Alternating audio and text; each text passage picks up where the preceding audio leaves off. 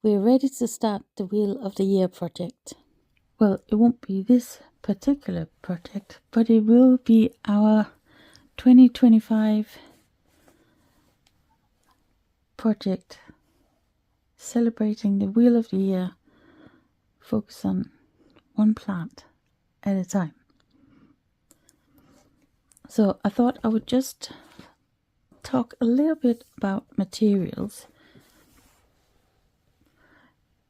You do also have a PDF that tells you what you're going to need.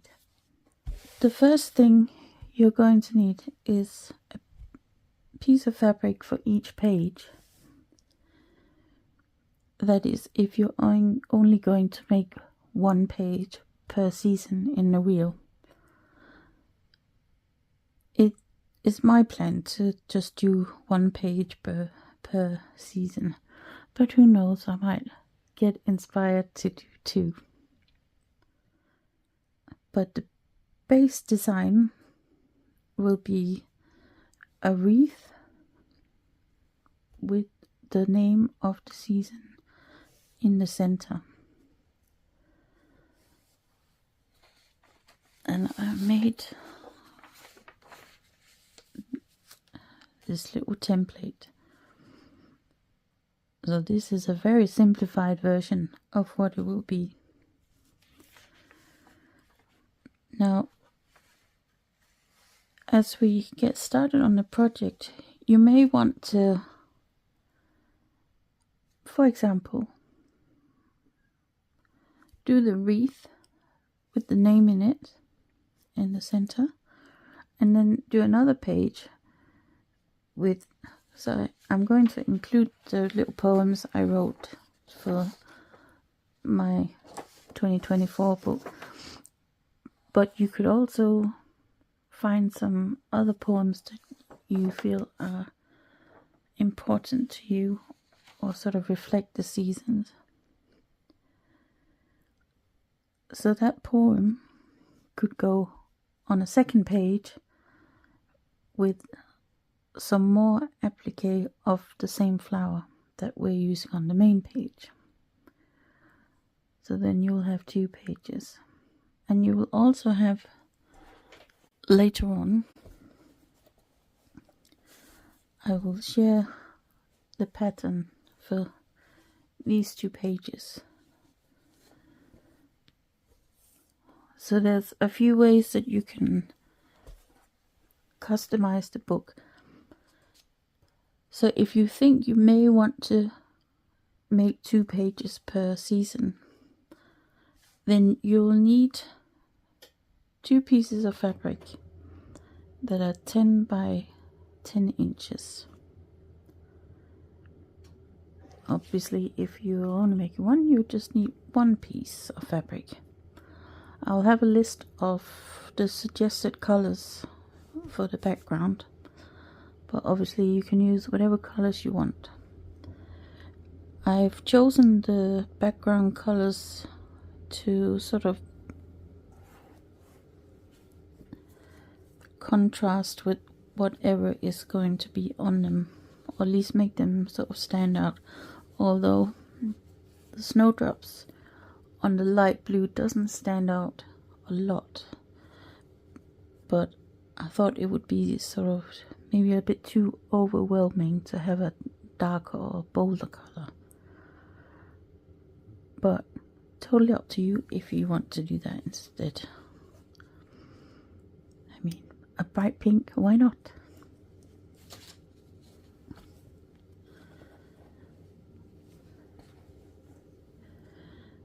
So for each page, I will also suggest that you have some kind of stabilizer, as we'll be doing machine embroidery on them.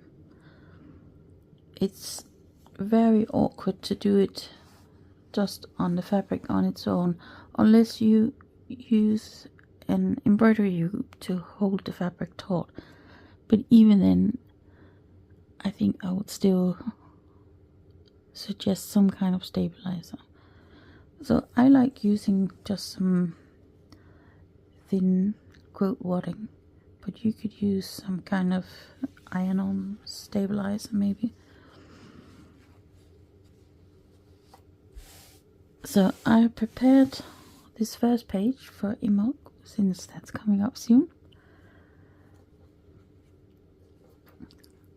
And on it I have drawn 2 squares, and one is at, let's see if I can remember, yeah, 3/4 of an inch from the edge, and then there's another one 1/4 of an inch from the edge from that, so that this is 8 inches, the central space here,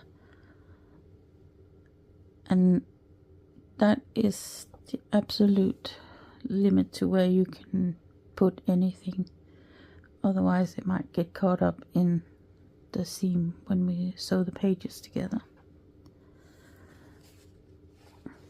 So I have made this template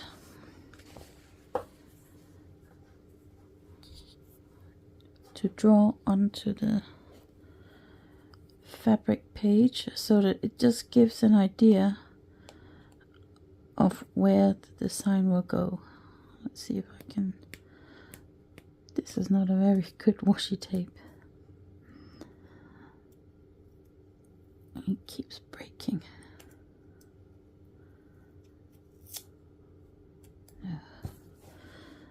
Let's just use that a little bit.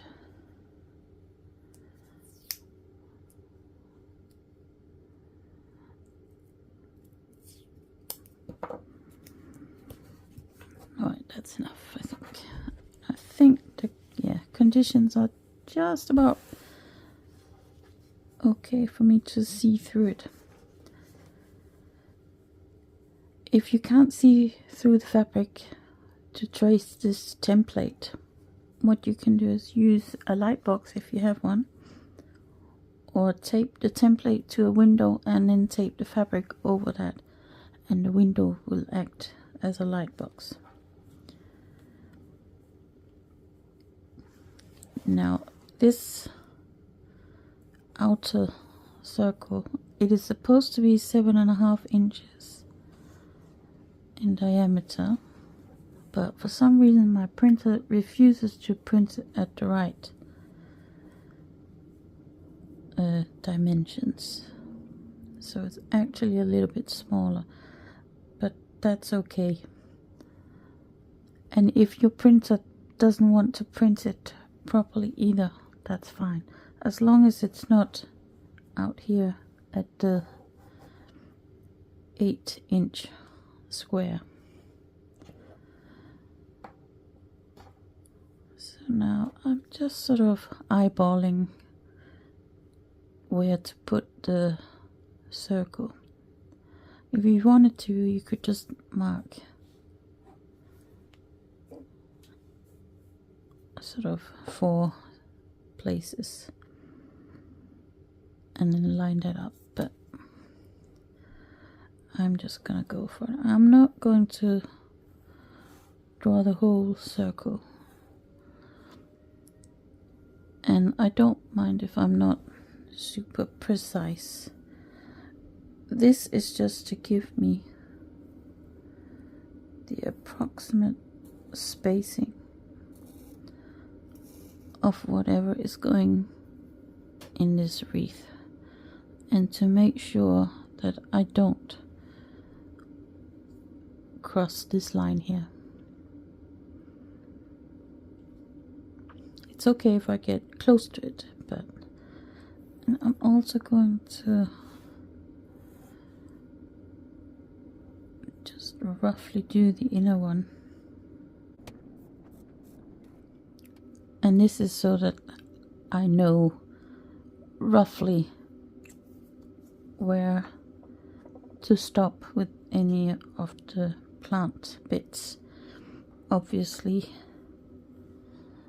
the top and the bottom halves, or I suppose bottom third and top third, if more is inside the middle, that's fine.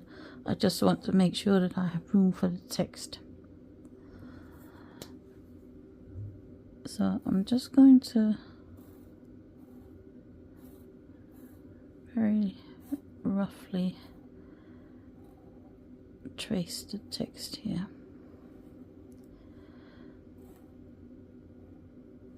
So my plan is to hand stitch this, and I have an idea that I might do it with chain stitch, which would work well for these sort of bold shapes here.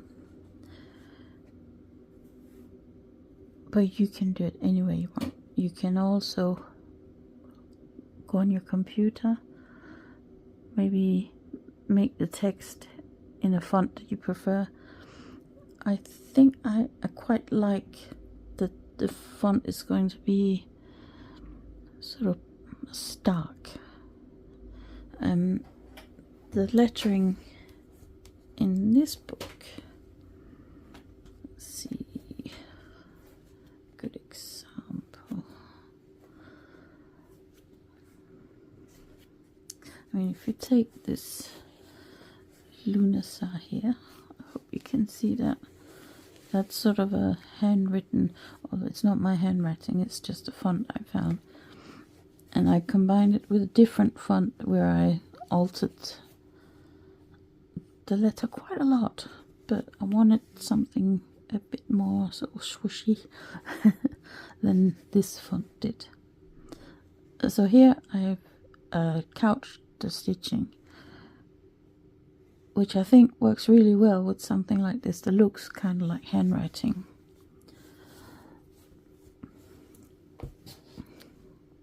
But I want to try something. I think I'm going to try something different for this year's book, like I said, with chain stitch. And then I think I would just do a line on either side of the line I've drawn, and one on the line for all of them. I think I would quite like that, but we'll see. I might change my mind. Alright, so now I have the base ready for emot, and I have my wadding, and I have made sure that there are no weird little bits of thread caught between the fabric and the wadding. On some of the pages they may show through, so just check it. And then I have prepared the other ones here. So this one I have used some basting spray just to keep it in place. You could also just pin it down if you prefer to do that. And then I have stitched with a zigzag stitch all the way around, just so that the fabrics are held as taut as they can be when they're just attached to some quilting wadding. But I think it does help to prevent puckering when you're stitching. There are a few, or at least a couple of pages. I mean, these ones here, I hadn't quite done that right. So you can see there's quite a lot of puckering where the fabric wasn't held flat. So by zigzagging it to the wadding, that will hopefully help. I did say before about using an iron-on stabilizer of some kind. That may be a bad idea if you are not sure to start with what you want in the center. For example, if you don't want to add the name of the season on this page, if you're making 2 pages, for example, or you're not sure what you're going to do, or you can do the name, or you're going to do the poem, you're going to do nothing. So it would be helpful if you could have access to maybe tracing things onto the center.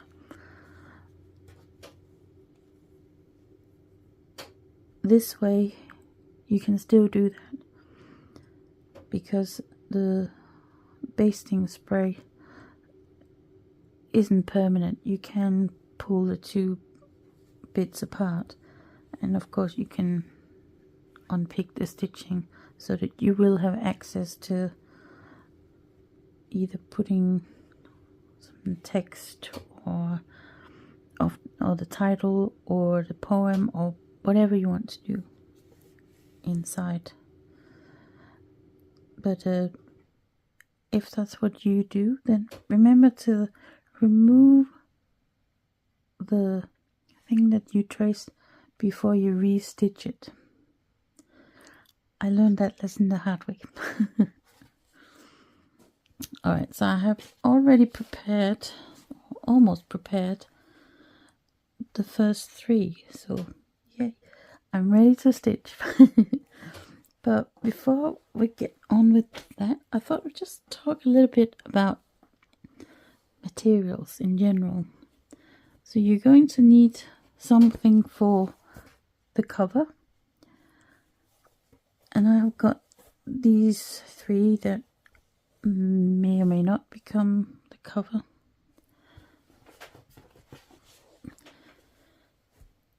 You will also need something for the inside of the cover. In this case I used the same Liberty print on both the inside and the outside, but you can do 2 different ones.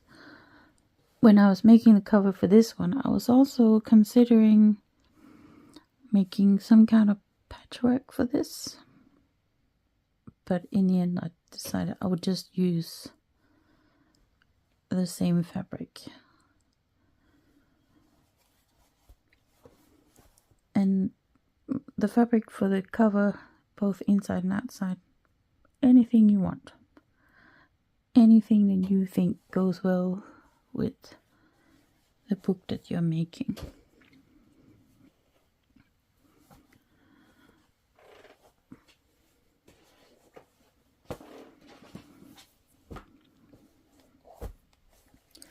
And I've just pulled out a few solid colors, a few pinks, but especially with the greens it is good to have a range, something from this sort of chartreuse, sort of limey colors, dark greens, and what's this one called? Grasshopper. And just a good range of greens, because there are lots of different greens out in nature, and also you don't really want to use just one green throughout the book, because that would make it a little bit samey. So if you have a good range, and I mean it doesn't even have to be this much, you could just, if you had a sort of, so this one is a Kona cotton called Sprout, but a sort of, I don't know, lime green, and then maybe a dark green like this, and let's pick this one maybe as a middle green. I mean, you can get quite far with this. And another thing you can use is you don't have to use solids. So again, I've just picked a few different fabrics here, But have a look at your printed fabrics. Sometimes it's nice to use one that has a subtle print. So, for example, I really like these Wiltshire shadow prints from Liberty. I don't know if you can see, but this is actually 2 different colors. But they have a very solid, subtle print, which I really like. It's very useful. And often, because the shapes we need are quite small, so you don't even sort of realize that there is a print, like for example this one. So if I was using this for, let's say, a daffodil, which I think I did do in this book,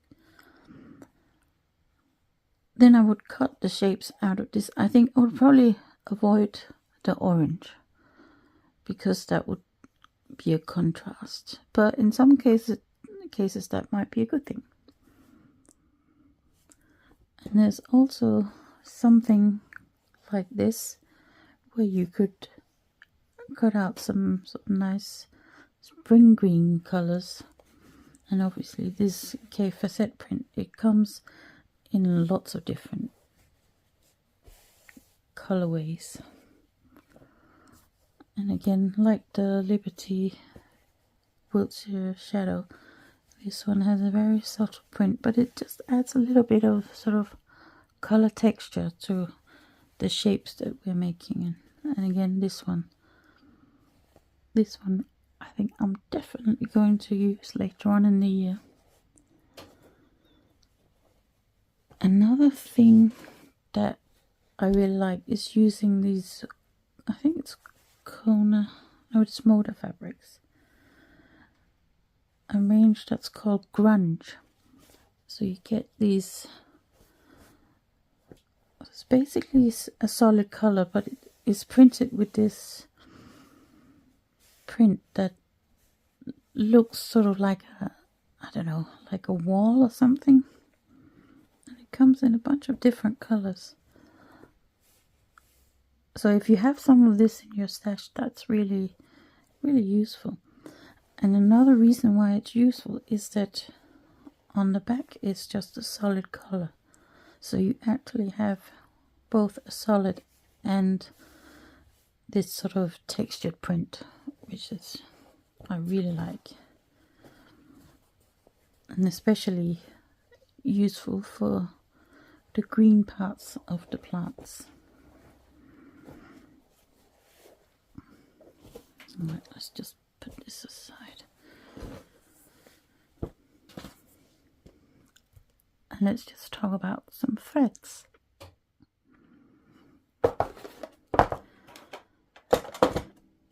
Sewing threads. And we also have some embroidery threads. So when I first started doing machine embroidery, machine stitching, whatever you want to call it, I was watching, I think it was some interviews with Janet Clare, fabric designer, quilt designer, and she said that she used these threads from Metler. It's called Ceralon, I think.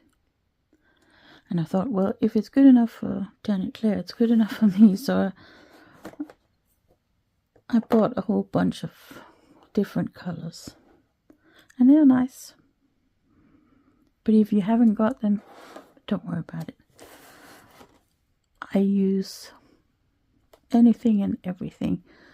Sometimes I may find that a particular type of thread doesn't work, and then I just don't use it. But I've got both some, this is Orfil, I can't remember what the orange weight is, but I've got Orfil, another Orfil, and here's another one of that Metler, actually it belongs in this box. And then I've got just some random thread that I bought in Denmark. Just some sewing thread. What else have I got? Another random one. So don't worry if you haven't got any sort of specifically made for machine embroidery thread. Use what you have, see what works. If something doesn't work, don't use it.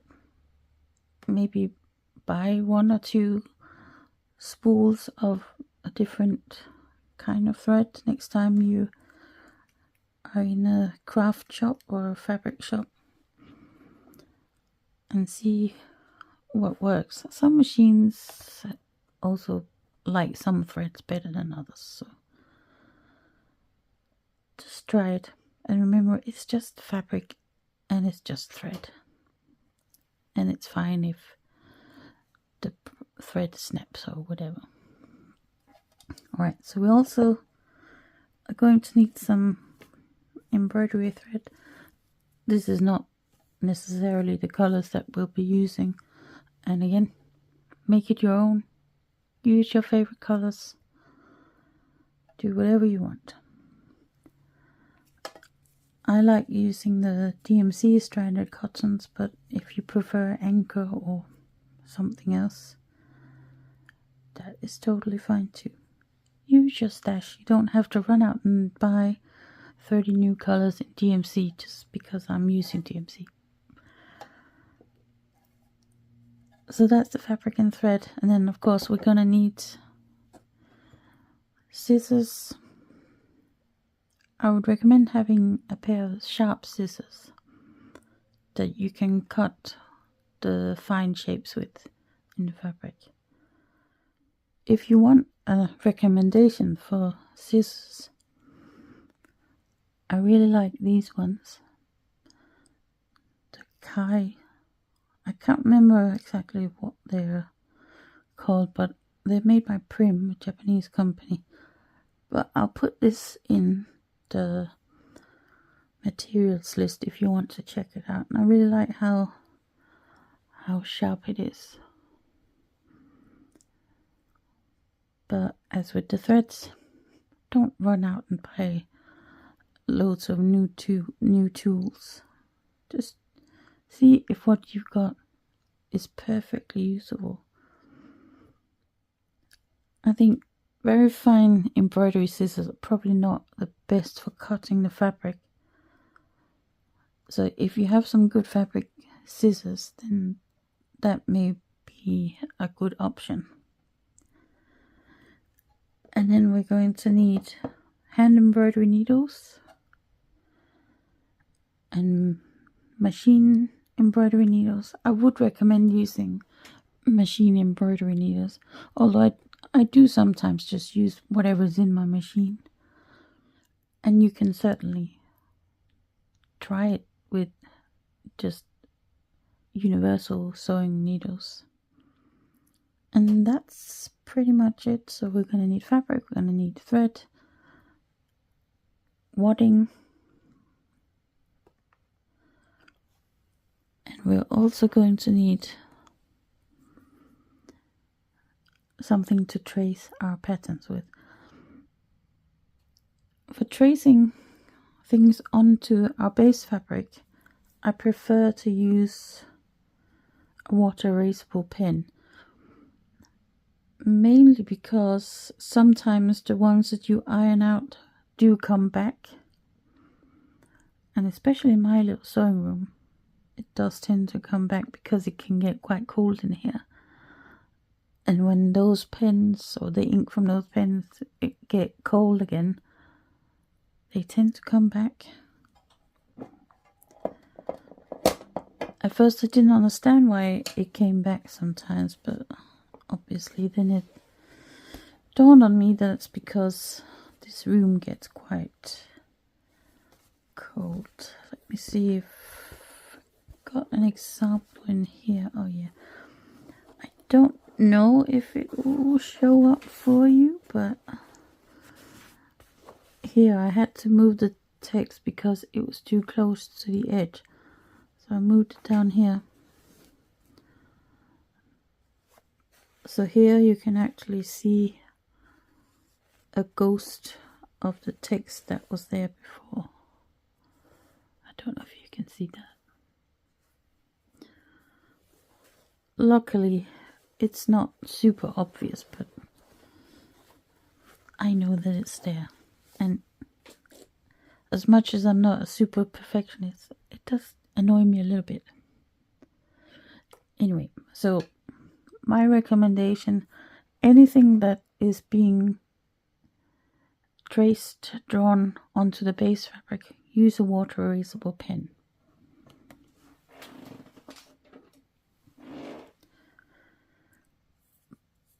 But for the shapes that you're cutting out, you can use a, so this is not the friction pen that a lot of people use, but a Uniball Signo TSI, which works in the same way that you can remove it by applying heat to it.